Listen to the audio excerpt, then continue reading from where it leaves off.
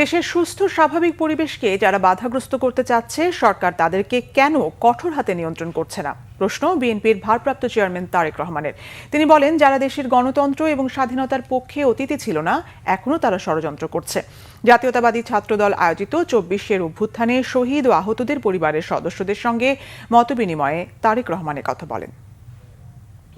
আমরা বরাবর বলেছি, অন্যায়কারী যেই হোক আমরা প্রশ্রয় দেব না। কাজে সরকারের দায়িত্ব হচ্ছে জনগণের জানমালের নিরাপত্তা হেফাজত করা, নিরাপত্তা দেওয়া।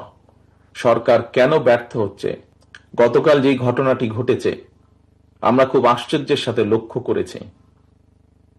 যাকে দেখেছি আমরা স্ক্রিনে, যাকে দেখেছি হত্যা করছে, তাকে কেন সরকার এখন পর্যন্ত অ্যারেস্ট করেনি?